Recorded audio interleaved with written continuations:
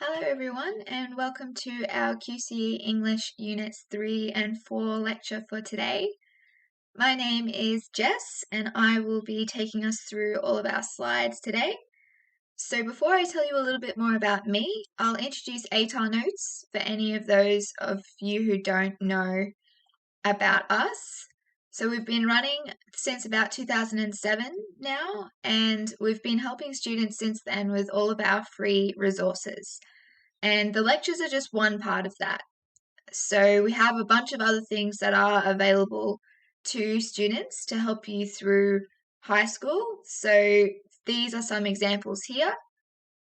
And I definitely also recommend that you have a look at things like our study guides, Ed Unlimited, and TuteSmart. So I am a tutor with TuteSmart and I tutor English. So if anyone feels like they need some extra help for the rest of Year 12, tutoring is an option. We also have classes as well as one-on-one tutoring. And our study guides and Ed Unlimited are really helpful when it comes to all sorts of different things related to English. Personally, I liked them a lot for the external exam. I did Macbeth at school, and we actually have a study guide specifically on Macbeth, along with a range of other texts as well, Hamlet, all sorts of different ones. So if you are looking for resources like that to help you through Year 12, I definitely recommend that you check those out on our website. And as promised, a little bit more about me. As I said, my name is Jess. I graduated in 2020 and I'm now in my third year at the University of Queensland. I'm doing a dual degree in communication and journalism. And as you would expect from that, I love reading and writing. So English was always my favorite subject. And just a note as well, these slides were made by another tutor, but I definitely feel that everything we're going to speak about today is helpful, so hopefully I can do it all justice. Okay, so let's jump straight into it. You'll be able to see down the bottom of our screen that we've got a bit of a progress bar, so you can see what section we're up to. We're starting off with some tips. We'll get into the creative writing section, analytical writing, and then a bit of a summary at the end. And if anyone has questions along the way, feel free to ask. Okay, so first of all, writing like a real person.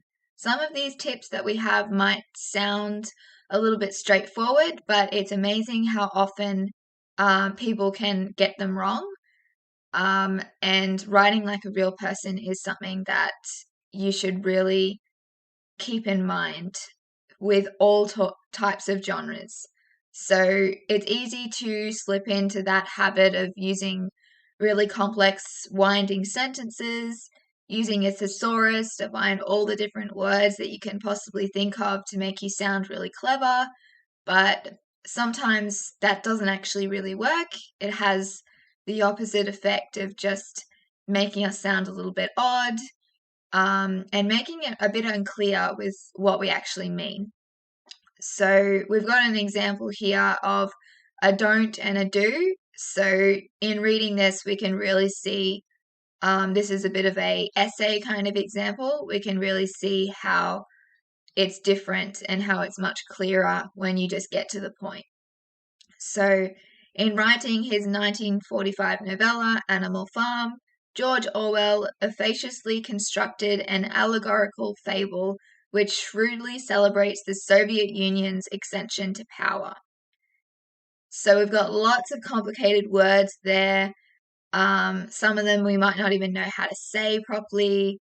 We don't necessarily know what they all mean. So an alternative is to just get straight to it without the sort of adjective kind of words that sometimes we like to add in.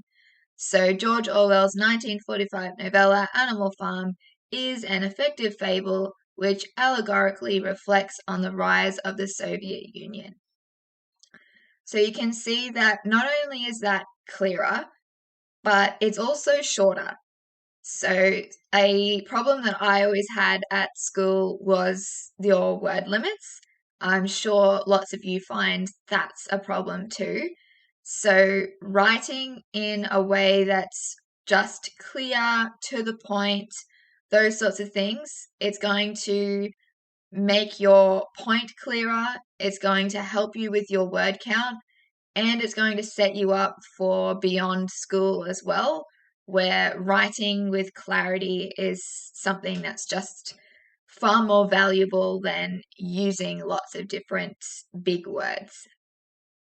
So writing like a real person is something you should take on board for all of your writing, inside and outside of English. Reading before you write. Now, I know that this can be a pain for people who don't want to read the book or the script or whatever it may be, but this is something you shouldn't underestimate the importance of. So, also reading just the task itself as well. So, reading and understanding the task before you try and attempt it. And it may sound straightforward, but lots of people, this is their downfall. So also, to complement that, asking your teacher for clarification. There's no point trying to do something if you don't actually know what you're doing and just stumbling along. So asking your teacher if you don't know what the different parts of the task may be asking you to do. When you're given a task sheet, read through it carefully and then highlight any points as well. Because some people go and do a task and maybe they're writing an essay or answering a question and they just totally lose sight of the question that they're actually answering. And they sort of have forgotten the whole point of what they're doing.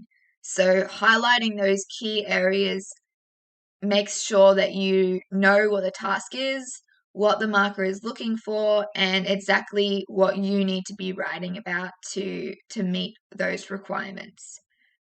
Also, writing out important instructions in your own words. So when you're just reading through those things, like I just mentioned, you can sort of translate it into words that you understand better. This is particularly helpful if your teacher's going to go through the task in detail, which they often do. And if they're going to do that, then sometimes they come up with some really helpful things that they say that make something clearer, that give you an idea or a hint. Writing those things down, just scribbling them in the margins on your piece of paper that you've got or on your device, they can be real gems for later on when you're actually doing the task. So reading the task, understanding the task, asking questions, and using your highlighting and your annotations as well. And then, of course, what I mentioned before, reading the whole script or the whole text if there is one. So it's even best to read it more than once. So for an essay or any kind of task where you need to base something on a original text, it's much more valuable to read the whole thing rather than researching to find summaries or reading the blurb or watching the movie version. So that is something that I cannot recommend enough. Some more tips, going with the flow. So making sure that things connect is really something that contributes to clarity. So if we think of an essay, you have a thesis, and a thesis is just your argument. It is your take on the question. So if it's asking you, what extent do you agree with this particular statement, your thesis is saying, this is what I think. You're not using first person, but you can think of it as that. You can think this is you stating your position on the question or the prompt. And then as a result of that, all of your arguments are, all of your points, all of your 3 body paragraphs are the arguments that are supporting your position on the topic. And that's why they need to be connected. They need to flow together, because it's you building, it's you constructing that argument that's all working together to support a broader argument. Your thesis is your umbrella, and your points are coming underneath that to support it. So thinking about connecting your ideas, having linking sentences, those sorts of things, that's why those things are important. Topic sentences as well, they need to clearly say what each paragraph will be about, and that will help with flow too. Giving yourself time to improve. So you want to have a reasonable amount of time to have a drafting and redrafting process. When you have the option of having a draft that you can get teacher feedback on, that is incredibly valuable in every subject. So the way I approached it at school was that I just treated the draft due date as the final due date. I know that that's easier said than done, because you obviously have lots of things to juggle when you're at school, but making it so you are doing the absolute best you can for your draft means that your teacher can give you feedback on something that you genuinely are proud of, that genuinely reflects your knowledge, your skills, and you can get feedback on that. And if you just hand in a few sentences, if you don't hand in anything, if you hand in something that's not reflective of what you can really do, then you're just going to get feedback that perhaps you already would have expected. It's not really going to be targeted at ways that you as a student can improve in English. So treating that draft as something that's really serious can set you up for really good feedback that can help you refine your piece as much as possible. And if you're doing an exam, practice writing the full essays before you actually try and do the task in the real exam. So full essays, and also dot point essays you may have heard of. Dot point essays can help with making sure you have that sort of structure down pat, but they can obviously be quicker if you're time poor. Writing the full essays and either marking them yourself, really analyzing how you've done, or even approaching your teacher to see if they're willing to have a look at it, can help you pick up on mistakes, fix things, understand what you need to work on. Oftentimes it's when we start writing something that we realize the things that we just don't understand. And so if we don't have a go at writing things in full, then we don't realize those things until perhaps it's too late. So, for example, if you just focus in your practicing writing thesis statements or topic sentences or introductions, and you never even have a go at maybe a conclusion or linking sentences, then you're going to find going into the exam that you just have no idea what you're doing. So the full essay, the full picture, is something that you should be aiming to do, and also doing that in exam conditions. I suggest starting off if you're uncomfortable with the genre that you're writing. So if we keep talking in the essay genre, if you're not really sure about how to write that effectively and all the components that go into it, and even the topic itself that you'll be writing the essay on, focus to start with on just honing those skills. So give yourself plenty of time to do your drafts. Don't worry about exam conditions. Get a good understanding of all of those components and of the text that you need to read. And then once you've refined those skills and that understanding, you can then do practices that are actually in exam conditions and will reflect the time pressure you'll have, and the sort of the situation itself. So obviously, as I said before, you don't have a lot of time when you're juggling all of your different subjects and all of your other commitments, but it will pay off if you do give enough time to practicing these different things and having drafts as well. Now, I want to take a little bit of a detour into the syllabus. So I didn't take enough advantage, I think, of the syllabus in Year 12. So I suggest that you use this to your advantage in multiple different ways. So it covers all of the different aspects of the different tasks that you have to do in Year 11 and Year 12. So it'll give you just the basics, like the amount of time you'll have, the word count requirements, and then it'll go into all the nitty-gritty details with marking rubrics and those sorts of things that you need to understand.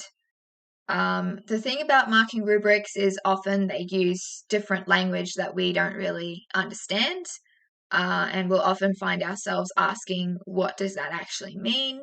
And how can I actually do that in practice? So using the glossary to look up those unfamiliar words is something that I recommend. And we'll have a look at how that might look in just a second as well. Reading and unpacking what is relevant for your task. So the syllabus is really big. As I said, it covers all of those things. So go through and look at what is relevant to you. So there's lots of labels that are going to show you exactly where you're at. Go to where that is and see what it says. And you can also look ahead if you do want to give yourself all of that time to practice your skills. You can look ahead to see what's coming and prepare even more in advance. So, taking a bit of a deep dive into the syllabus, an example that I wanted to give was a few things that I know students struggle with in terms of just understanding what they mean.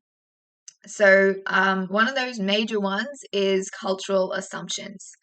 So it does define cultural assumptions in the syllabus, and I've got the definition right here.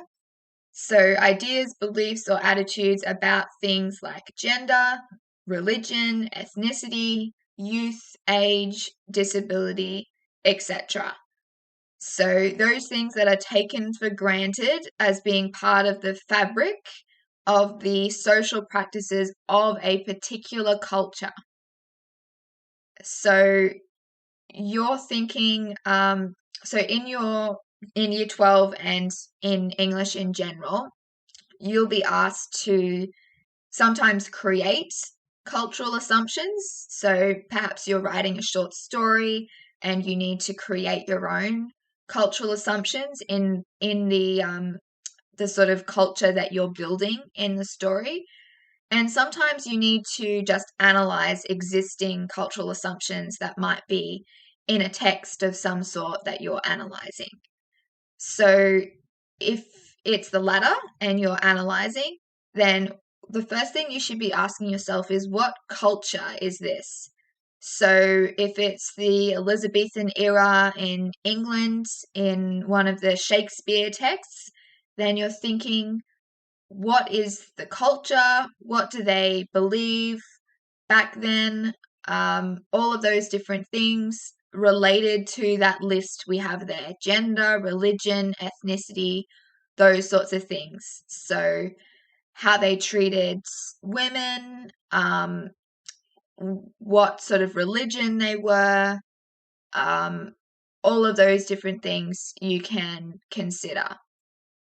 And then perhaps if you're looking at another example, like To Kill a Mockingbird in 1930s America, Southern America, then they had lots of different beliefs that are very different to us today about race and ethnicity. And so analyzing those things in light of the culture where it's actually set, that is what you're thinking about.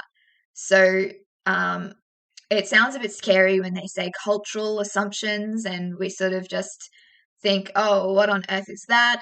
But I'm sure you all understand what an assumption is, what a belief or a value is.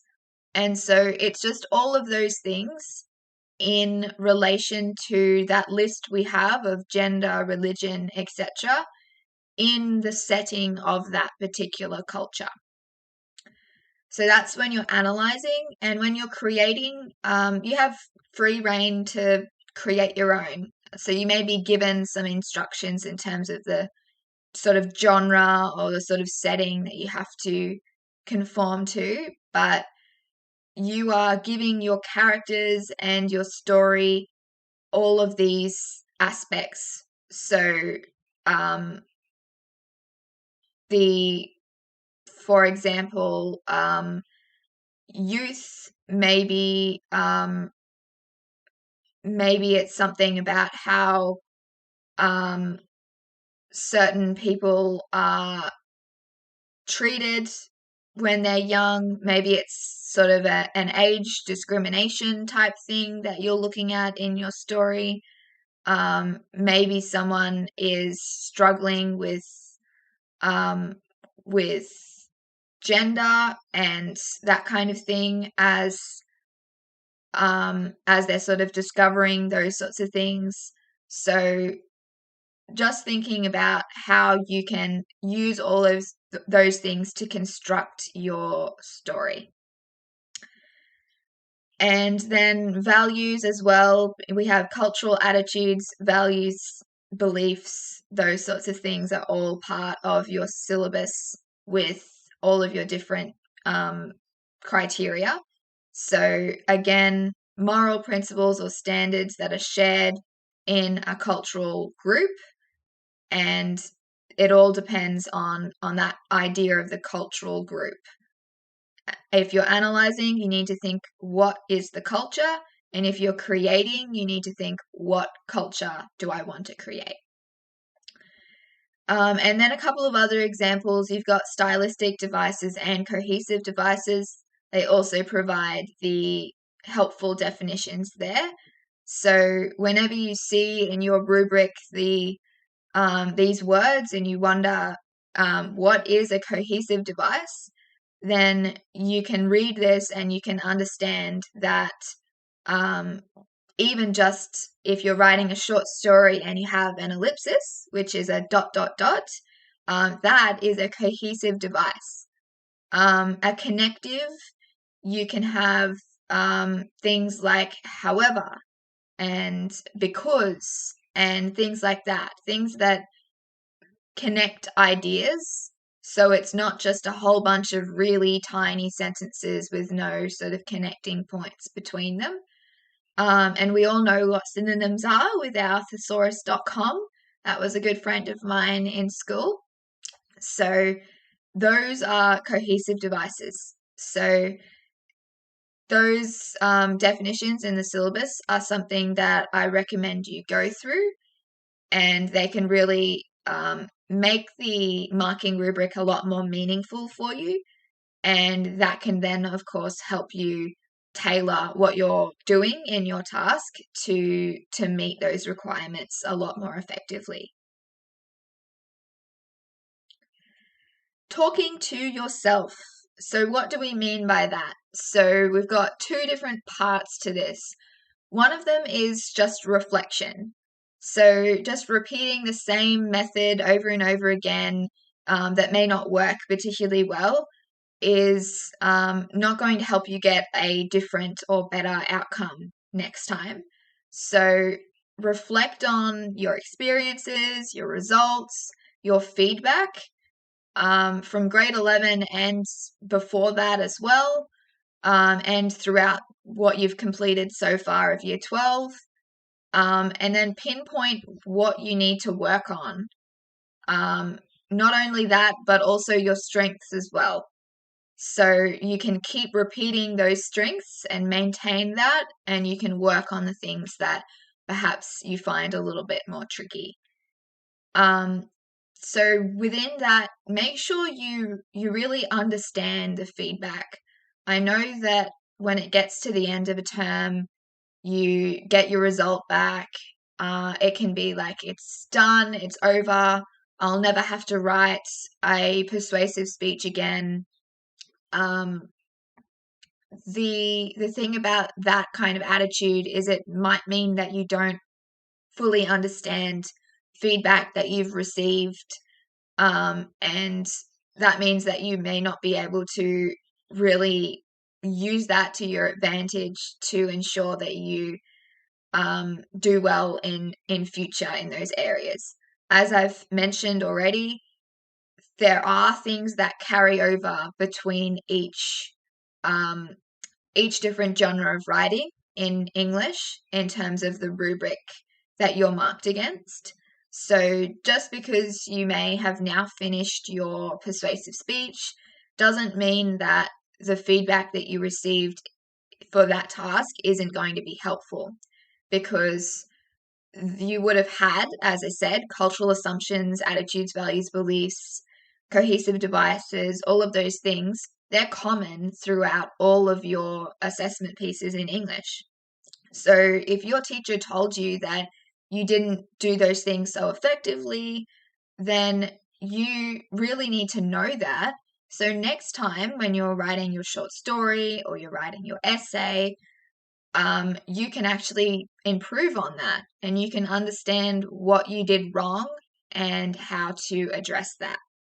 So making sure that you actually follow up on your feedback with your teacher, that you fully understand it, that is something that you should do at school and beyond as well in English and your other subjects too. The second part of this talking to yourself idea is the vocal editing. So sometimes we write things and they just make no sense, but it's hard to pick up on that when we're just quickly reading in our head, and we sort of know what we meant, but even though we know what we meant, we didn't really get it down in the right way. Reading it out loud is going to force your brain to process that information in a different way. So you're going to pick up on the mistakes that you might have missed. You're going to realize how out of breath you are trying to read something that is a 60-word sentence, and you're like, oh, I need to fix that. So it helps you, I guess, put yourself in someone else's shoes as well, because you can hear the way it sounds to someone else. Even just getting someone to read it to you can actually be helpful as well. The way that they sound, the way that they may stumble, those sorts of things can really give you an indication of the things that you could work on to improve clarity and just readability. nourishing your mind. So reading and writing often is something that is going to give you a real advantage in terms of English and just your writing skills in general. So if you read 15 minutes a day of something that's of pretty good quality, of different types of writing as well. I'm not saying that you have to go and read read example essays or something. You could read just novels that you actually enjoy reading. You could read poetry. You could read the online news. You can read the examples on the QCEE website. Those sorts of just reading activities that can help you understand the difference between good and bad writing, help you understand grammar and vocabulary. If we think about synonyms and things like that, reading often can expose you to all sorts of different vocabulary that's going to help you have this way broader base of vocabulary just in your mind. So when you don't have access to things like thesaurus.com, when you're in exam conditions or something like that, then you're going to far more easily be able to come up with different words. So your whole essay isn't just the same things over and over again. And then as a result of all of that, it's just going to make it easier to tackle writing tasks in general. You're going to understand how to write to entertain, to engage, to persuade, to be analytical, all of those sorts of things. So reading and writing often. And to sum up all of that, you don't need to enjoy English to be good at it, but it really helps. I know that you can't just flick a switch and decide you're going to love English, but I suppose the thing that you can do is try and think about the real world applicability of some of the things you're doing. It can be tricky when you're looking at Shakespeare or something like that you feel has no relevance to the real world and what you'll potentially be doing in future. But I guess think about more of the underlying things that maybe you're learning. How to analyze is something that I'll have to do as part of my career, and lots of people have to do as part of their career in different ways.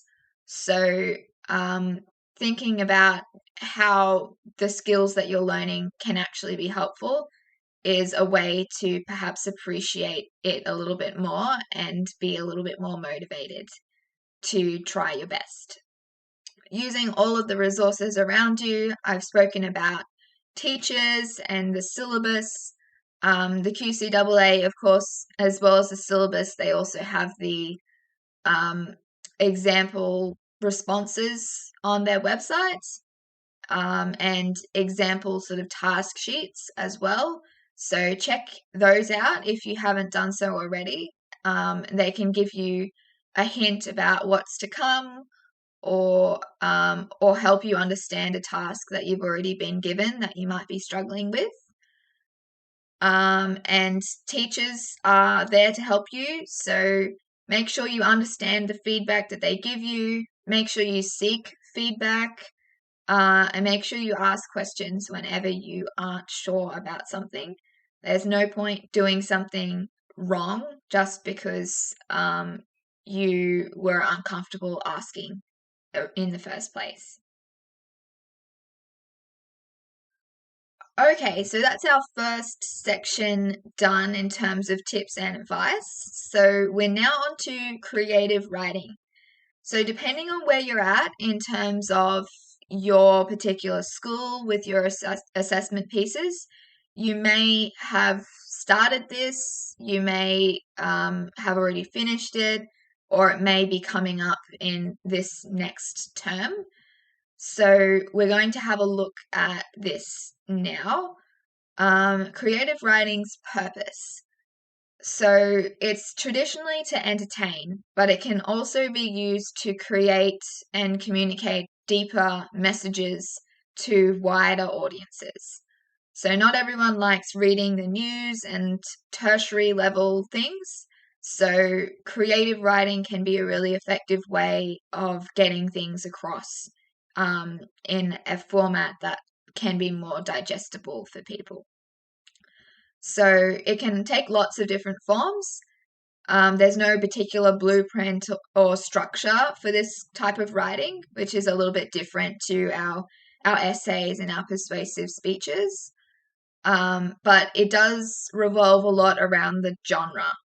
So you could have creative writing that's actually poetry, where you have stanzas and lots of different types of poetry, or you could have post-apocalyptic short story, or sci-fi, or romance, or all of those different genres that you have. They will determine the way that you approach your short story writing or your other creative writing piece. So where you'll find it, as I mentioned before, you'll either already have done this or be doing it now, or it will be coming up, all depending on your particular school. And there's a couple of ways that your school may approach this. You could be asked to fill a gap in an existing novel.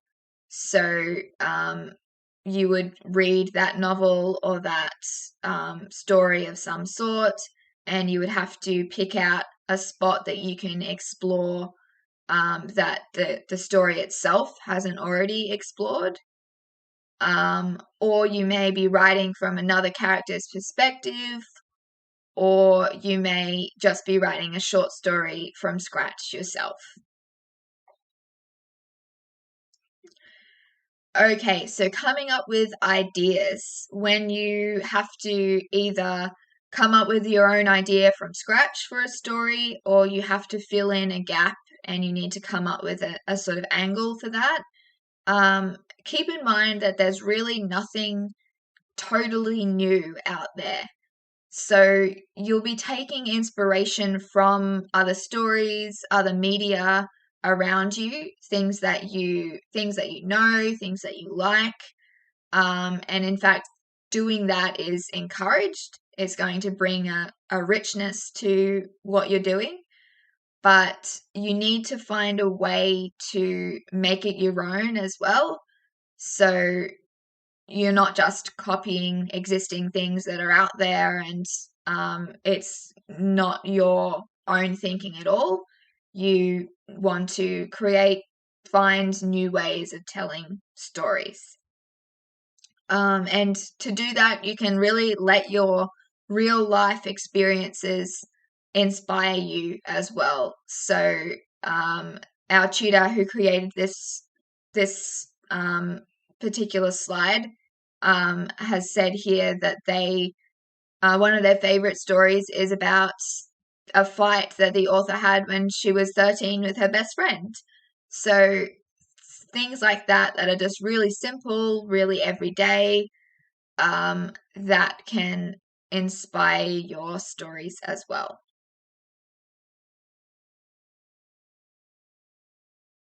And kickstart your work with a single element.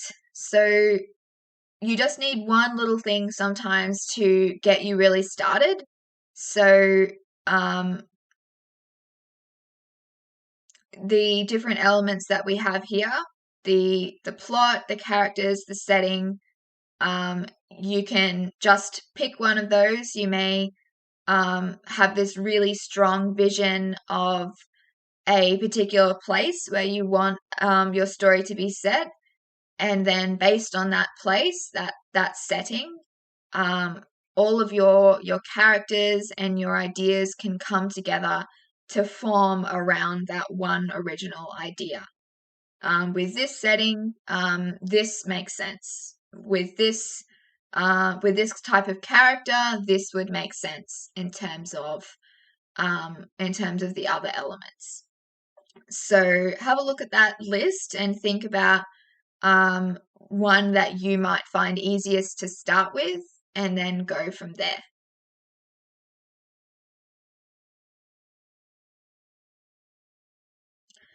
Okay, narrative structure and plot. So there's a couple of different ways that we can approach short stories, and they will really impact the way that you write, and also clarity as well. So often with short stories, we do go with more of a simple structure because it can be confusing doing something too complicated, because we don't really have time to make it clear, to flesh it out enough that the reader would understand it. So when you have a linear or chronological structure, everything is in the order that the events have occurred. So you get out of bed, you have breakfast, you get on the bus, you arrive at school, the bell rings, etc. Non-linear or fractured, time is going to be a little bit more disjointed. You can have flashbacks when you go back in time, or flash forwards when you go forward in time. And they can sort of foreshadow things to come or link together different ideas. So an example of how that can be used is when I was at school and I wrote a short story, I had to do a post-apocalyptic story. So I never was really into the aliens or zombies idea. So the thing that I decided to go with was the Amazon rainforest was taking over the world. And I made it about sort of the nature, I guess, getting revenge on humans for the way that we mistreat the environment now. So the flashbacks that I had a young sort of school age character, and she woke up all of a sudden in this new world where it was nature everywhere, and she was in the middle of the forest without other people.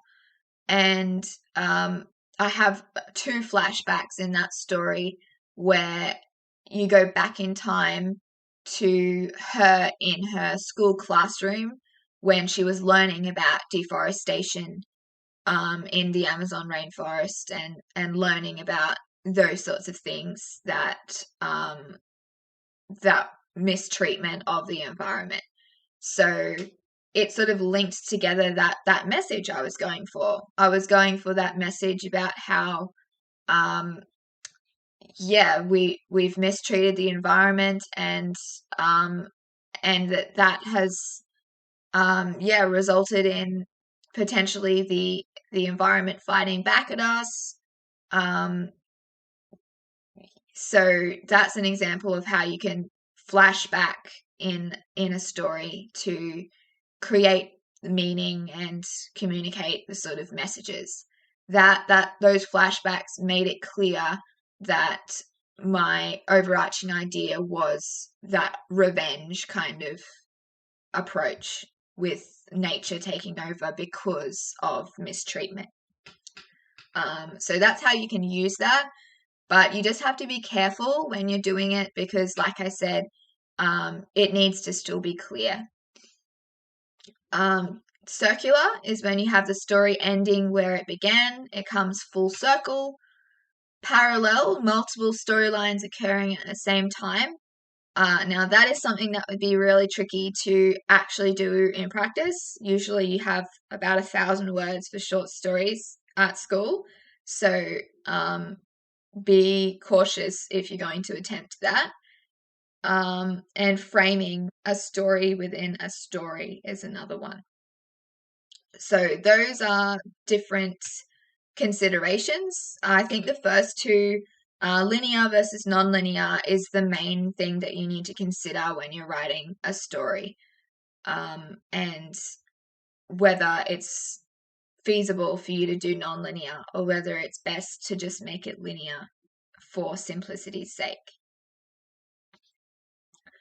Okay, so our classic narrative structure, which I'm sure you've seen before in lots of different formats. So you have various words that describe the various sections, but here we've got exposition. That is just introducing the basics. That's just getting started. Conflict, rising tension, climax, falling tension, resolution. Most of those are pretty self-explanatory, but they're all very important. So a few other things to consider. Something that you may or may not have heard of is this idea of just starting in the middle. In media res is, I think, the Latin way of saying that. So the example I gave before about waking up, having breakfast, going to school, you wouldn't want that in a short story, when it's best to start from the middle. When we say start from the middle, we mean get to the good bit. So don't just start with all of the boring basics. If, the character's getting out of bed in the morning, then that's great, but we don't really need to know that. We want to jump straight to the bank robbery or the big accident or whatever it is that's actually engaging and exciting and will make people want to continue reading.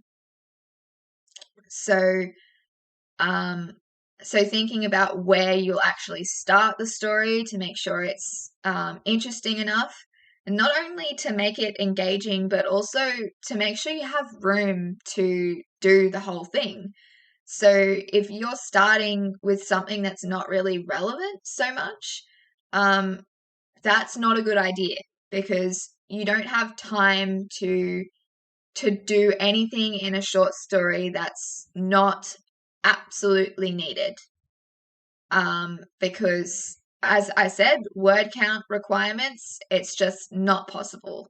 So make sure everything that you've got in your short story is really necessary, is really valuable for your overall goal with the story, and just cut out anything that isn't. And if you're creating a short story from scratch, or even if you're filling in a gap from scratch, you need to have a climax in mind. I think planning is something that lots of us underestimate the importance of, but having that idea of where you're actually going is important, because oftentimes we have this general idea of what we're going for, but we realize later on that none of it's really a climax. None of it's really exciting enough to be considered a climax. So think about these different parts before you get started. Do some planning, and that will make sure that everything that you write is important. It'll make sure that your climax is actually climactic, and it'll help you with meeting those word count requirements as well. Okay, speaking about short story writing in terms of conciseness and meeting the word count. So, like I said before, the problem is introduced right at the beginning. Don't start with waking up or going somewhere in a really sort of everyday kind of way. Use something at the beginning that's actually engaging, actually interesting, and is going to be directly relevant to the climax and to the tension that you'll build in the lead up to the climax. Characterization is built through the character's response to the problem. So the way that they deal with the problem is really going to help you show what they're like. You don't need to focus so much on really explicitly saying everything about them. It's not good quality writing in general to say she's got brown hair and blue eyes and is this age and likes this and doesn't like this, all of those sorts of things. Those things you can introduce more subtly through, as we say, the way they respond to things, the way they speak, general little actions and little decisions, rather than just spelling it out really explicitly. Then the problem is you've got to have some kind of problem, and that can't be fixed, or there's some kind of complication with that, and that brings the tension. And then the ending, usually you're going to have a resolution. Sometimes you may have a cliffhanger where there isn't really a resolution, or something like that, but that is something that you need to consider the actual task that you've been given and find out from your teacher what the requirements are in terms of the resolution. A little bit of a tip here as well. When you write in a Word or a Google Doc, double space your lines, and that will trick your brain into thinking that what you're writing is actually a lot more lengthy, and that will mean that each word carries a lot more weight, and you'll write a tighter piece as a result. If you see that what you've written goes over a couple of pages already, you'll automatically want to try and write concisely. Okay, good characters. Characters are a huge part of short stories. You can't have a short story without them. So the best characters are just believable. So they don't just, human beings aren't one thing. They're not sort of just black and white, don't like this, like this. They have a whole spectrum of emotions. They're complicated, those sorts of things. So you, in general, they're going to gain complexity as your story progresses, and their character is going to come through in the way they act and the way that they speak. And like I said before, they're not bogged down with physical description. So just talking about the way they look is not telling us a whole bunch about the way they really are. Don't judge a book by its cover and all those sorts of things. We want to know more about what they're really like rather than how they look. And those sorts of things are the things that you can plan for as well before you start writing. I know back when I was really, really little and I used to plan my stories, every time I would say the main character was a girl with brown hair and blue eyes and whatever, just because that was me. And I was familiar with me, so I just sort of reproduced me. First of all, there is some value in that, in, as I said earlier, using your own experiences and everything, but don't always just base everything on you, because that's going to be quite limiting. If your story is about a bank robbery or a huge disaster, I hope that you haven't experienced that yourself. So try and be broader than just you, but do use your own experiences to inform what you write about. And think beyond in your planning and in your story itself. Think beyond just those physical things, to how they feel, how they act, all those beliefs that people have, and how you can incorporate those.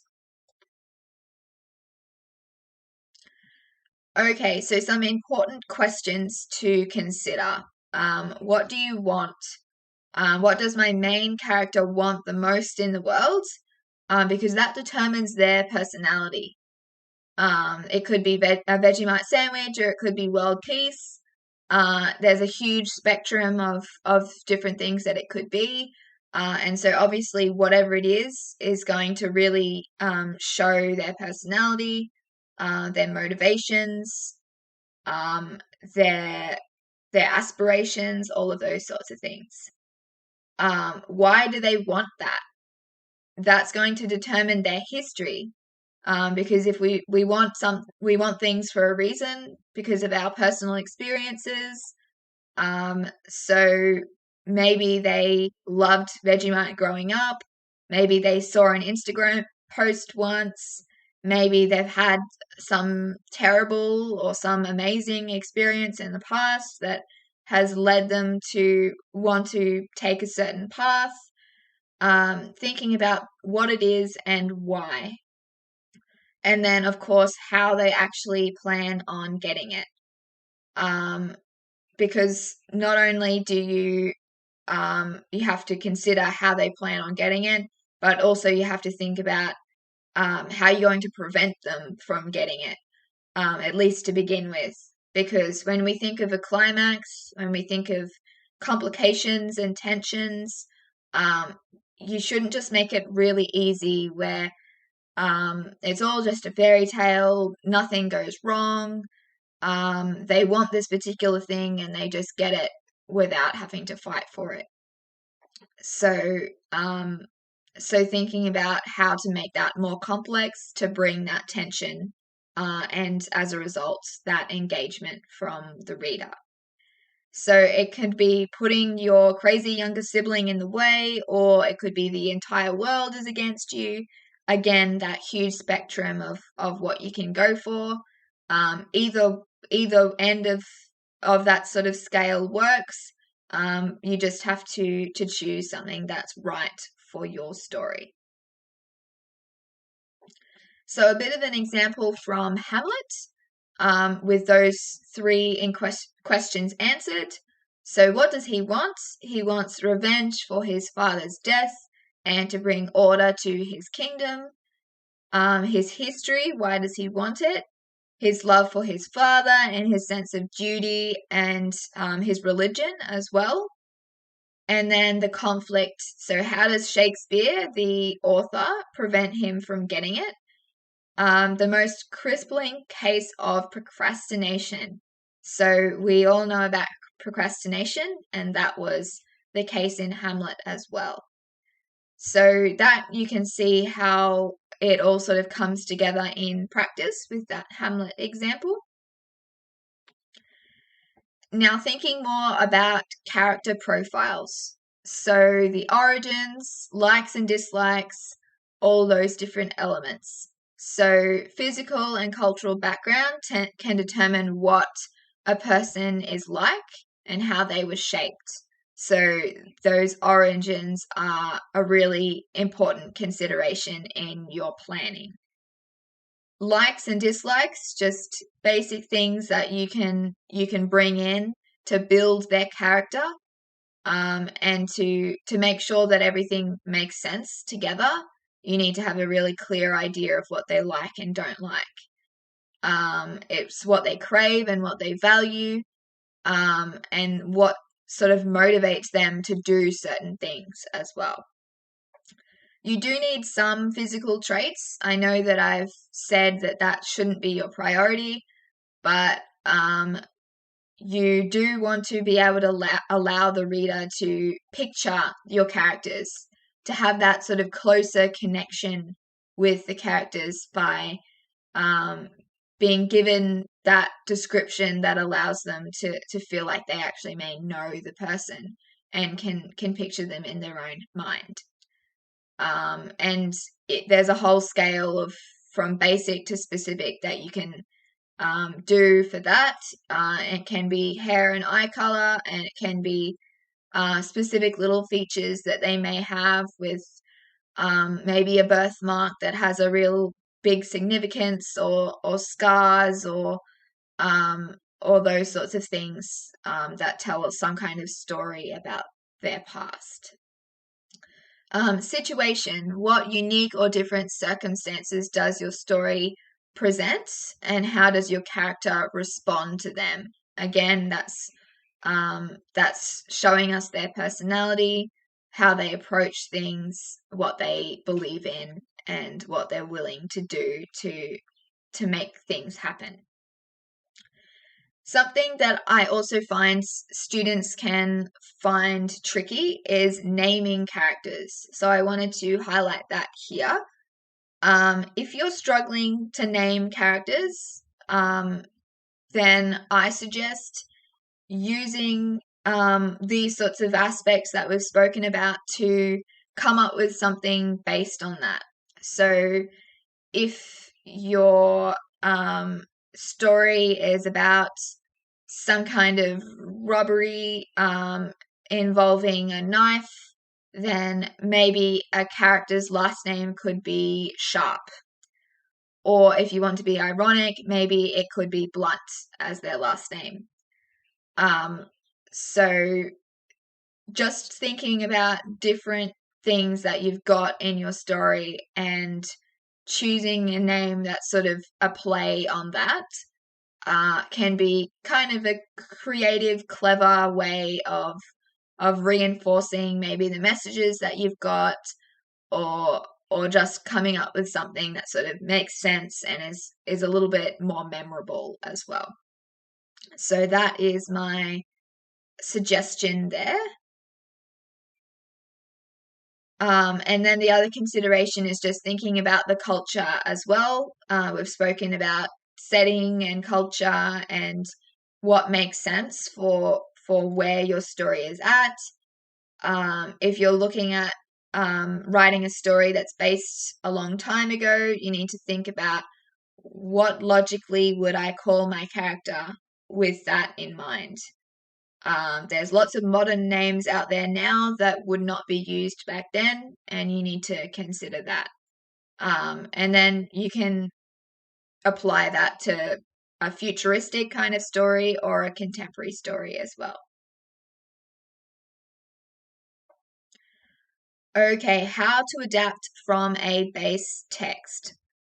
So before you head off on any great adventures with doing an adaptation, you need to determine what you are bringing with you from the base text. So you do need to make sure that you align your story with the original text. That can be a real downfall of some students who either don't read the base text or read it but don't really spend time fully understanding it. We can have inconsistencies between the story that you write and the original one, which is not good. Or it could just not be so inconsistent, but maybe just the style is a little bit off. So maybe the short story or the story that you're basing your piece on, maybe the character who's speaking is really young. They're the narrator from first person perspective. And they speak in sort of a slang kind of casual way, and then you come in and write your adaptation or filling the gap, and suddenly you're really formal, and you sound older, more sophisticated, even though you're still writing from their point of view. Those things are the things that you need to consider when you're using that base text for an adaptation or for filling the gap. So things that you're bringing with you. Also, you may be adapting it in a totally different way as well. You may be actually bringing it from one setting to a new setting, or maybe it is one character originally and you're changing characters, so it's from a different perspective. There's lots of different ways that you could adapt from a base text. So if you're filling the gap, then I guess your focus is on that consistency. And when you're adapting, you're thinking about, what elements am I bringing with me? Are there specific messages? Is it going to be, this idea of luggage, characters, having certain problems or certain backgrounds? Is it going to be a key theme or a key sort of idea? Is it maybe like the environment in the original one, or race, or ethnicity, or sexuality, or all of those sorts of themes that you could have, bringing them across from the base text into the new one. And we've got a bunch of examples there. And then other things are just characters, setting, etc. All of those general things that you can bring over from an original text. Even stylistic devices, maybe certain repetition of certain words, certain metaphors that are used often, those sorts of things. So considering what you'll bring with you to start with, so you can integrate it in a really logical way that is consistent and makes sense.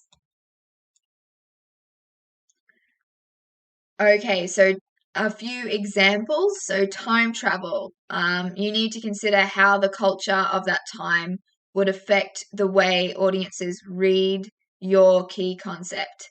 So I've spoken a lot already about culture and setting. And so if you are changing the time period, you really need to think about, and probably research as well, what it was like in that other time that you're writing about. And yeah, the way that all these different things, gender, class, etc., how they are viewed is very different in different periods. So use that to your advantage, and use it in a way that's meaningful.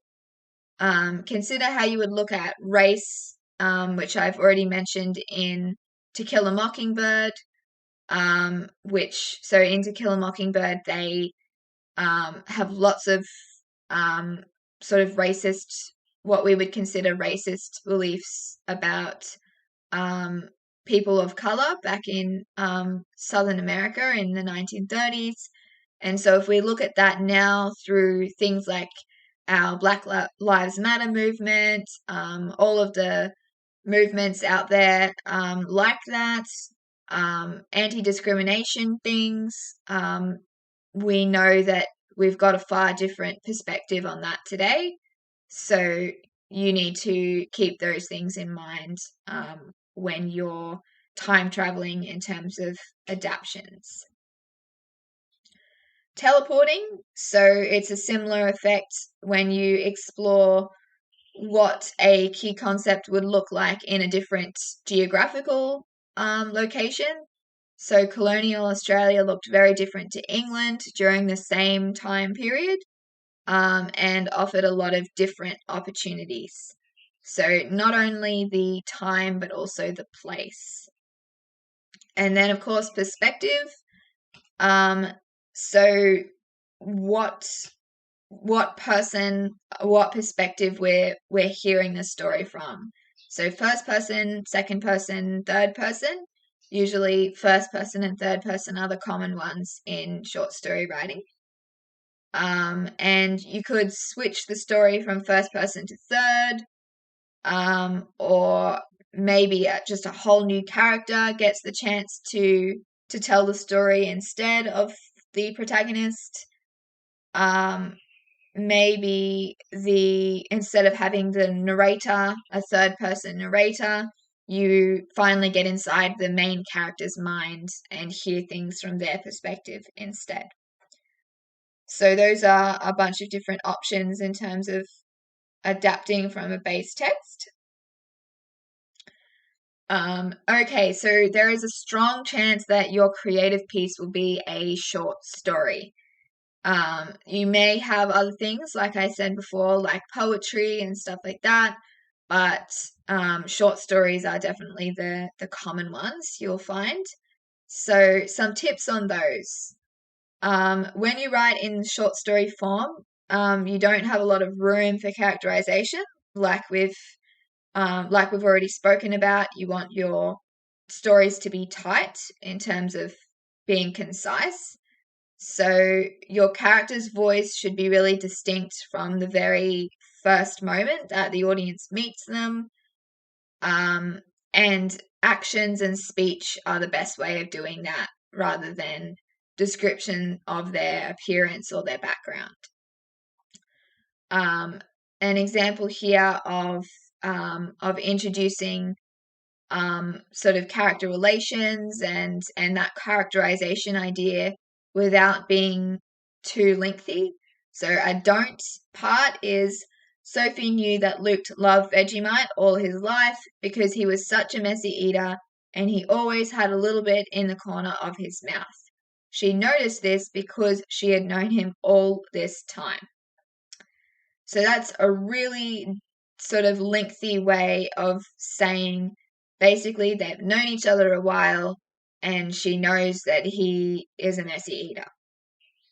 So a new way of saying that's a lot shorter and just better to read as well is Sophie looked up to see the familiar smudge of Vegemite in the corner of Luke's mouth. At least some things don't change. So it conveys a little bit more sentimentality, like some things don't change. They're clearly like familiar with each other. They probably have a good relationship. And just the word familiar, it conveys a lot of information just in itself. There's no need to say she noticed this because she had known him all this time. So thinking of ways to say the same thing in a more condensed format. Your cast should be little. So cast as in your characters, your cast of characters. Too many names and too many background stories will confuse your audience and eat up your word count. So going with like 2 or 3 kind of characters can be handy to make it as easy to approach as possible. Making it more than that is just asking for a more difficult task, basically. And then in the same way, adding subplots will add unnecessary length and confusion. So keeping it simple, like I have said earlier, don't start with something that's actually irrelevant in your story. Start with things that are relevant, things that are engaging, and that's all going to help your message shine through. You're going to be able to meet your word count requirements and get across your messages clearly. And if you want to add all the sort of tension, the extra stakes, add it all at the beginning when you're building up the tension. Don't sort of add things at the end. Exposition in short stories is boring, so start it at an interesting moment, like I've said. So think about how you can leave impact. You should be able to use your emotions to connect your audience to the story, and be ruthless when you're editing. Get rid of anything that doesn't really contribute to what you're writing. Avoiding cliches as well. And it was all a dream, or then it all went black. Think about something maybe that's more original. Those things can be useful sometimes, but oftentimes we can think of something that's a little bit more our own.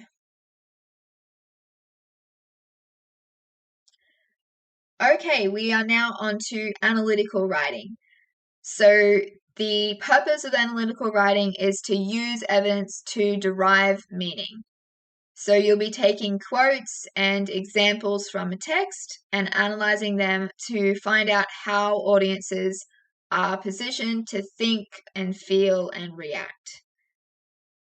Usually we have a pretty rigid structure for analytical writing, so it's a lot different in that way to creative writing where we do have more flexibility. So you've got your introduction, your body paragraphs, and your conclusion. Usually you've got 3 body paragraphs, and you have a formal sort of tone and style with your language. And the aim is to use your analysis to prove an argument. So it does have some sort of parallels with persuasive writing, but it's less emotional than that. It's more formal. So oftentimes we think of pathos in our persuasive writing, which is bringing in our emotions. Ethos, pathos, and logos. I guess the analytical writing is about the logos aspect with logic and reason to support what we are arguing. Where you'll find it, this, of course, is your external exam, what it all comes down to at the end of year 12, and you've probably already done analytical writing in year 11 to build up towards this as well. Okay, reading the whole book. I've already mentioned a few benefits, but here are a few more to try and convince you of the value of reading the whole thing. So having all of the facts, being able to understand the relationships, the character development, just the time period and everything, identifying the motives and the callbacks, finding the quotes that aren't talked about in class or that you can't find online. So one thing that I was taught at school that was really helpful was that you want to have a bank of quotes that are diverse in that some of them will be those sort of more common quotes that you see all the time. Ultimately, they're common for a reason. They're popular for a reason. You can usually use them in lots of different ways. They're sort of flexible like that, which is really helpful to have in an exam where you have to memorize quotes. It's good to make them ones that are flexible to be used for lots of different questions. But at the same time, to really show your knowledge, you want some quotes that aren't common. There are plenty of quotes out there that you're not going to find so much online, or they won't be spoken about in class, that are equally as good. They could perhaps be even more sort of versatile, or they could just be really strong evidence that you can use for particular questions. So you can find those when you read the whole text. Having a solid understanding of the author's message and style, being able to identify structural evidence alongside the aesthetic evidence, and much more as well. One of them is just confidence. Reading the whole text is going to give you a whole bunch more confidence. And I mentioned earlier as well that I suggest reading the book more than once too. For my external exam, I read Macbeth 3 times. So you can think of it as the first time is just you getting your bearings. You're just getting through it with understanding things and what's happening in general. The second time is where you can think more about the actual quotes, understanding better in terms of the meaning. The first time round, it's probably pretty difficult to get straight to understanding what it all means, particularly with texts that are sort of older, that use complicated Old English language. So the first time round, you're just understanding what's happening, learning the story. The second time, you can think about building up your quote bank, building up your analytical kind of thoughts and understandings. And if you read it a third time, then that's even better as well. And you can just keep building on those quotes and that analytical understanding. Some more things. So annotations. When you're reading the text, so you could have, depending on your school and your sort of situation, you may have a digital copy, which is helpful, or you may have a print copy. So obviously, if you've got a library kind of book, then you won't be able to annotate. But oftentimes you will find that you can find online versions of things, sort of PDF downloads. So if you can try and find those and have annotations of those.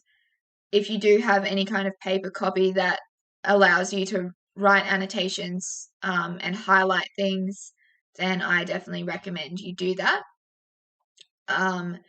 You can highlight quotes. You can easily see repeating symbols and themes and settings. And you can note those down with tabs or color coding systems and stuff like that. You can have analysis in the margins ready to use later. So sometimes we have an idea that occurs to us when we sort of have an epiphany about what something may mean. Maybe if you're reading it as a class, which is something that we used to do at school, maybe your teacher may pause to explain something, and just writing that down straight away is very valuable. It's like I was saying earlier, if your teacher is going through a task sheet, writing down little things that they say that are helpful. Sometimes those things are really, really valuable when it comes to actually doing a task. Linking ideas that you've got noted down, and then important sections and dialogue and character development are easy to find. When you have a whole text that you've read, potentially hundreds of pages, you want things to be easy to find, so doing annotations is a great way of ensuring that. Class notes. So again, this sort of relates to that idea of anything that your teacher says, writing those things down, keeping track of different perspectives and opinions. You may have class discussions about what things mean, and different sort of analytical takes on different things. So you can note those things down in your class notes. It also promotes paying attention and participation when you take notes in class. It's forcing yourself to stay on task, to absorb what you're being told and write it down in your own words or in a summarized format. You can have your thesis ideas and your analysis and quotes all organized and formatted. And it keeps your work all in one place. Something that some students may not be familiar with is the idea of searching in a document. So on a PC, the shortcut is Control F, which brings up a search bar if you're in Word, in PDF, in Google Docs, those sorts of things.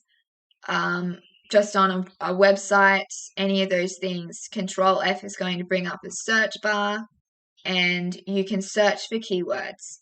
It's very, very helpful. I think I probably use it every time I'm on a device of any sort. And so making sure that you're formatting things in a really organized way, using your headings, and everything can help you then search for things later, and it saves you a whole bunch of time. So just one example of that is in your external exam, you may be wanting to remember the act and scene that certain quotes are from.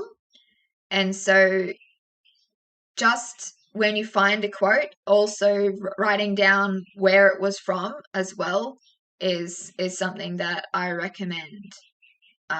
Bringing all the detail that you can to begin with the first time round is great, so you don't have to go back later and figure things out. It's the same idea with referencing when you're doing in-text referencing for any kind of assignment. Okay, practice essays and analysis. So you can practice your timing. You can see this is how long I should be spending on this aspect. X number of minutes into the exam time, I should be up to this stage. You can really monitor yourself and keep yourself on track. You can practice your synthesis of information, your analysis techniques with word choice, all of your sort of analytical verbs you want to include. This communicates this suggests, implies, all of those analytical verbs. You can improve your handwriting as well. So, of course, you can practice your essays and doing analysis just on your laptop. And perhaps that's something that you can start off with. Like I was saying before, you start off with learning the skills of analytical writing, of essay writing, of understanding the text. You can start with your laptop then. But then when you get into those exam conditions practices, you can really work on your handwriting when you're doing that. Because ultimately, if the marker can't read what you've written, then no matter how good it is, it's not going to matter in the end. So building muscle memory. So exam writing and analysis is easier. So you have just an automatic understanding of this is what I need to do in my introduction. This is how I can link paragraphs. This is sort of a word bank of all the really great analytical verbs that I like to include. You can tweak to fit your confidence level and time restrictions and proximity to the exam. So you can do it in different ways, on a laptop, on paper, dot point essays, full essays, all those sorts of things depending on where you're at. And there's many more benefits as well. Practice plans. So reduces in-exam planning time, streamlines essay writing, allows for the practice of unseen questions. You can develop your logic flow, and it can be done quickly and repeatedly. So planning out how you would approach different questions, thinking about the 3 points you would make for your 3 different body paragraphs. All of those things are great time savers and great for confidence.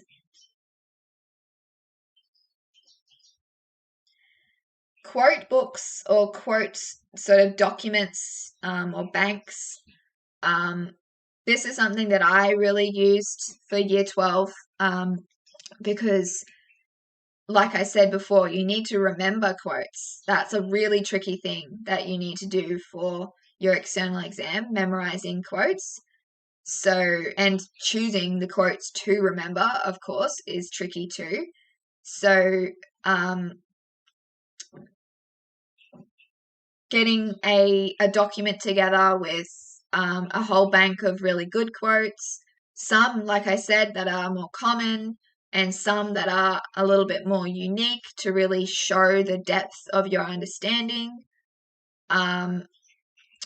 You can format this in a really good way to include some analysis as well.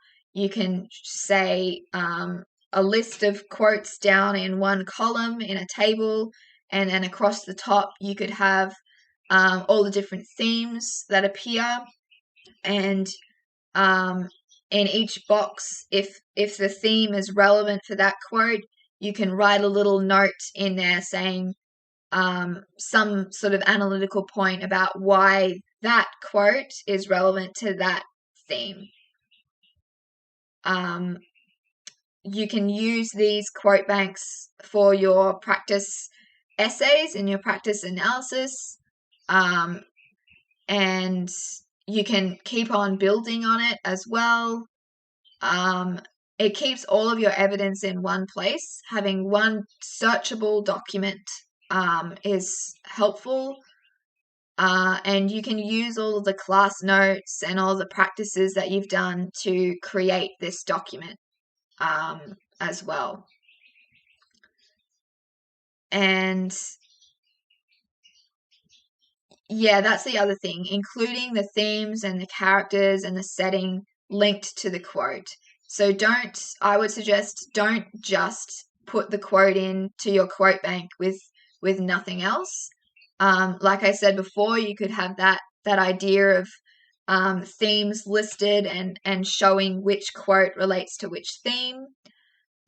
You can write little analytical notes to say this is what was actually happening when this quote was said, or this sort of event happened.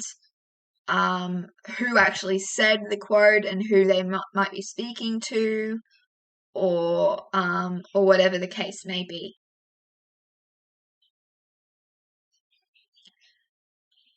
Okay, logic. So using a macro flow is one way of getting that flow that we were speaking about earlier. That's really important. So a rut that students often fall into is having really great analysis, but then no clear links between points. And it just causes you to have an inarticulate and quite confusing and wordy essay. So to combat this, you could create diagrams that are called logic flows, and they can help you build that strong essay with that clear thread woven throughout, and that thread being your thesis and the actual point that you're getting across. So logic flows can work in two different ways. You can have a micro flow, where you've got one point, and it helps you to step through your analysis to meet your intention, supporting that thesis, all like micro because it's just one point for one kind of body paragraph. And the macro flow is that bigger picture, the skeleton for the entire essay. And so that's the wide lens that we'll look at now that is helpful to use to structure and make your whole essay flow. So you need the following to build your macro logic flow. A thesis, of course. So it's the skull and the spine of your essay. So the spine really tells us it's throughout the whole thing. It's what you start with, and it's what is woven throughout. Everything connects to it, and without it, your essay is paralyzed.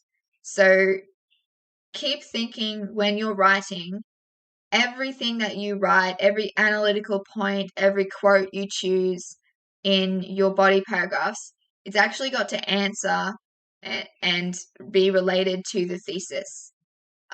So make that obvious. If you're arguing a certain thing, then explain why your analysis proves your point.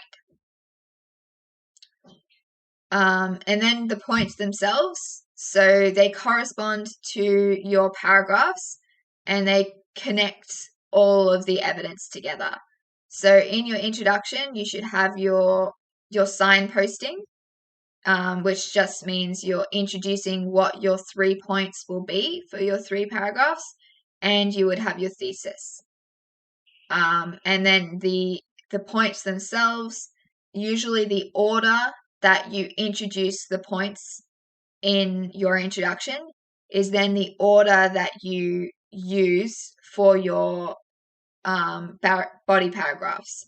So the first thing that you introduce in your introduction is then the first body paragraph. So your basic points will be coming in the form of those topic sentences that you have in your finished essay. That should be telling the reader exactly what is in each paragraph.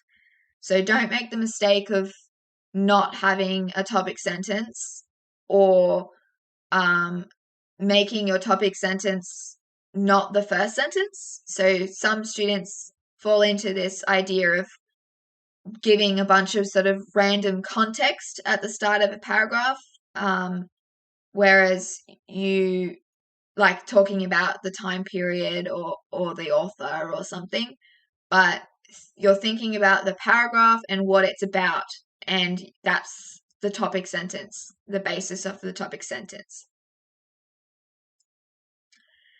Your evidence, of course. Evidence is the limbs in your essay.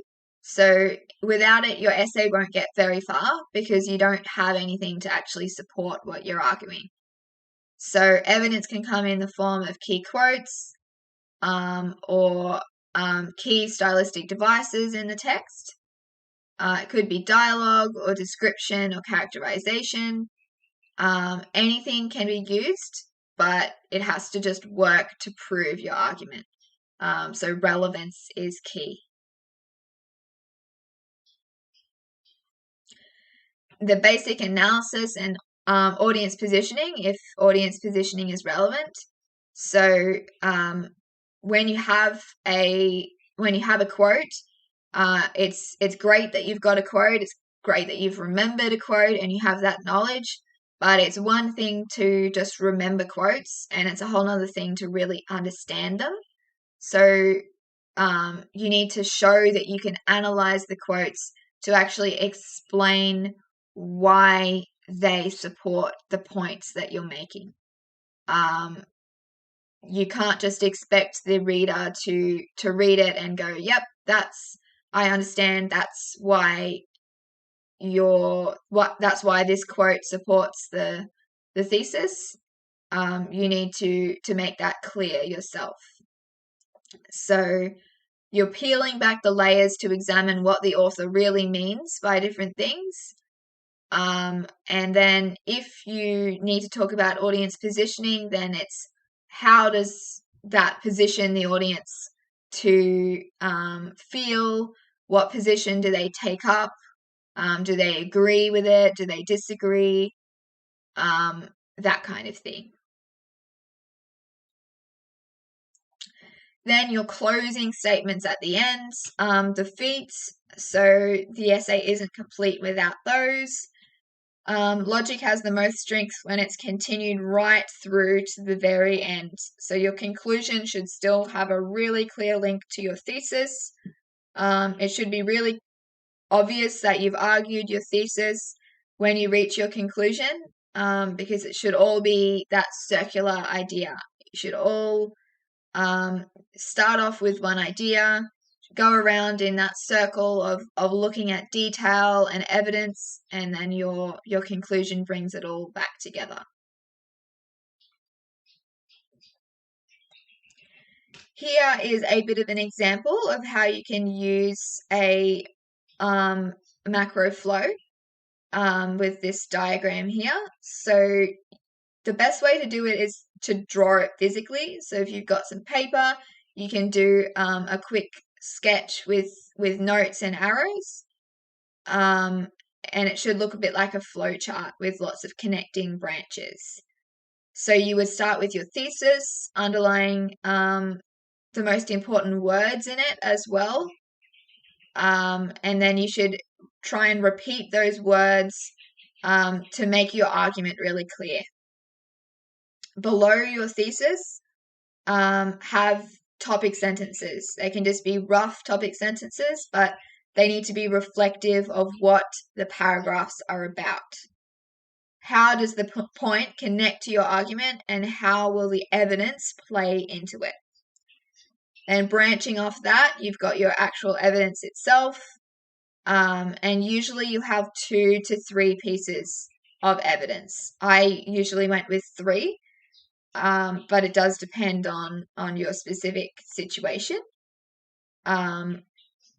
So generally you're going to have a little bit of context for your quote, then you're going to have the quote, then you're going to have the analysis, and then you're going to repeat that 2 or 3 times. Before that, you would have had the topic sentence, and then after that, you would have your concluding and your linking sentence or sentences. They can be 1 or 2 sentences depending on how you approach it. So evidence analysis, so context, evidence, analysis, context, evidence, analysis. And then you finish off with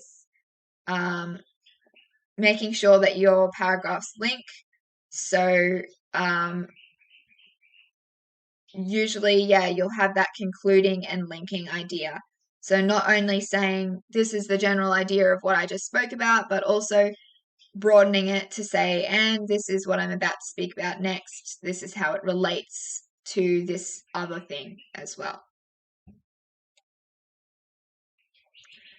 And once you're done, go back through and highlight where you have mentioned your thesis, either explicitly or implicitly. And make sure you've got plenty of color on the page. And if not, then you need to consider whether your argument is actually clear. You as the author are the one that really understands what you're going for, and you need to make sure the reader or the marker is aware of what you mean. So you can't leave those gaps for them to fill themselves. First of all, they may not know how to fill them, or they may fill them in the wrong way and interpret what you've got wrongly. And so there you have it. That is how a macro flow works, and you've got a huge amount of your essay already completed with all of your ideas down, and then it's just fleshing it out a little bit more with the wording of it. So that muscle and skin of your piece you might be lacking, but the structure is there. So practicing making sure it flows is really important. This is all part of this idea of planning.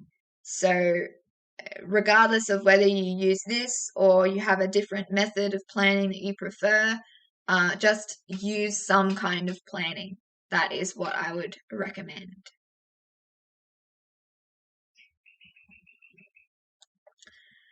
Okay, so a bit of a summary of the basic ingredients for analytical pieces. So a thesis, also known as the position or an argument, that will act as the answer to the question that you were given or the prompt that you were given. Your evidence, which may come in the form of quotes, structural devices used by an author, aesthetic features, those sorts of things. All the sort of strategies that they use to communicate meaning. Then your analysis of those things. You're unpacking things to actually look at what they mean, why it's relevant to what you're arguing.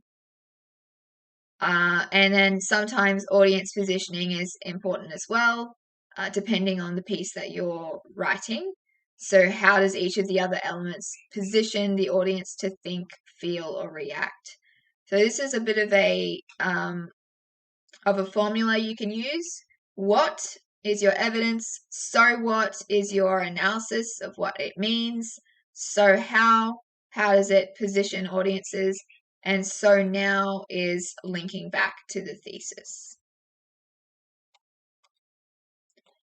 And also just back to that, when I say context, make sure when you're bringing in evidence, don't just plonk it in without any sort of understanding of what's actually happened. So a mistake that a lot of students make is making a quote one whole sentence in itself. So starting the sentence with just the quote and finishing it, and no sort of introduction to it.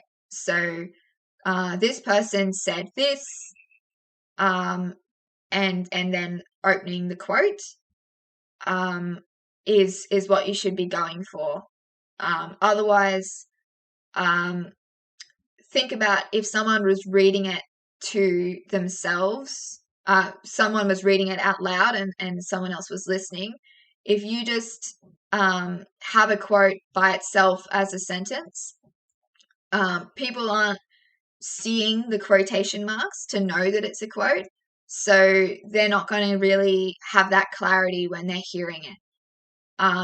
When you introduce it properly, give some context and say, this person is saying this, then it shows greater knowledge and provides greater clarity.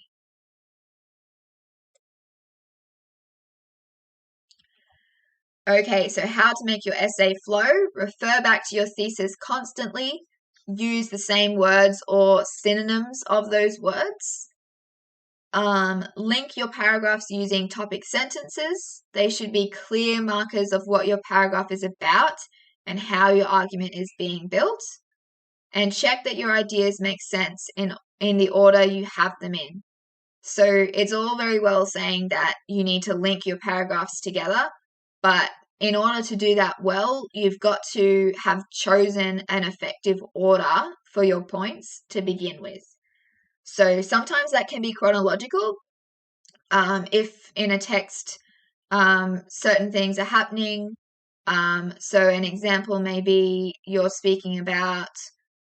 arguing that Lady Macbeth is evil in Shakespeare's Macbeth play. So you can take a chronological approach by having she sort of gets more evil as it goes on, because she at first is involved in plotting the regicide, which means the murder of King Duncan, and then she actually sort of is directly involved in it happening. It actually happens. So that chronological idea, your first paragraph could be about the planning stage. Your second paragraph could be about the execution.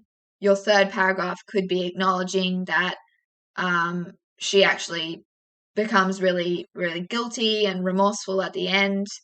And so that idea of taking a chronological approach.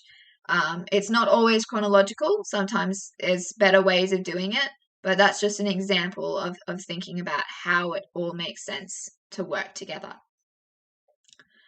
Annotate your text well, highlight your quotes, mark characters and themes, and do basic analysis as you go. Practice analyzing key quotes in depth. Something that people sometimes fall into is just stating the obvious.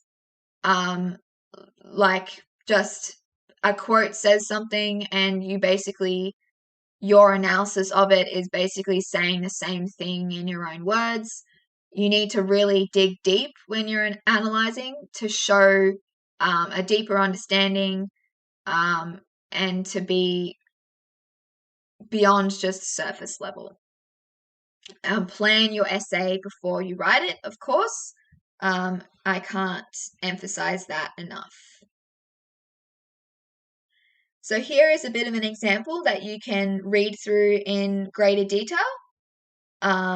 And it follows that formula that we have seen. So you can see here what I meant before. In our second sentence, when confronted with the vulnerable Claudius in prayer, Hamlet evades the deed of killing him. And you've got a colon there to introduce the quote. If you don't want to have a colon, you could just have a different structure where you say, Hamlet states, and then open quotation. So that there's essentially two ways that I recommend introducing quotes, having that colon idea or just having some kind of says or stated or something like that. So I would encourage you to read through that in your own time to really see how it relates to that formula we've got at the bottom there. Okay, so to wrap up, some things to remember. Use the syllabus. Use it for the glossary to understand the rubric and to understand all the different language that the rubric uses. Use it to look ahead and see what's coming, to understand how you're being marked, and what things that you may need to improve on. All of those different things are in the syllabus. Also, using just the QCEE website, I've got the link there that you can go to. Not just for English, but for all of your senior subjects. You have a whole range of resources there. For English, there are example tasks that you can see that are high level, and if they're annotated as well, showing the value of annotations. So it shows you how they have met the criteria, which is really helpful when you want to see an example of meeting certain requirements, like having cultural assumptions or stylistic devices or things like that. Read the whole text, and even read it more than once if that's possible. Read it the first time for understanding and for knowledge, and read it the second time and even more later on, maybe the third time if you can, for actual analysis, for quotes, for in-depth understanding. Ask your teacher questions. Questions about the task itself if you don't understand requirements. Questions about feedback that you may have received in the drafting process, because you want to really understand the feedback that you receive so you can fix anything that you need to fix. And then also asking questions about feedback that you receive after the task is submitted and handed in. Don't just see it as I'll never have to do it again. Think of it as you're still building towards the end of year 12. There is still common criteria between the different assessment pieces. So make sure you understand why you get the marks that you get. And in terms of key skills, keep your short story tight to comply with the word limit and avoid confusing the reader. And make sure your essays flow. Have the thesis and link to it throughout. Have really clear topic sentences and linking between. And following a strong story and essay structure. So think about the order that things happen in your story or your essay, and make sure that it all works together in a really logical way. Okay, thank you for watching today. I hope that was helpful. A reminder again about the things I introduced at the start. If you feel like you need more help with English, I definitely recommend checking out all of our books that we have. You can find specific content on the different texts that you may be studying at school. And we also have a 8-hour notes book that's directly about English Units 3 and 4 for QCE. So check those out, and tutoring is always an option if you need more one-on-one kind of help. Thank you, everyone, and good luck with the rest of Year 12. Bye.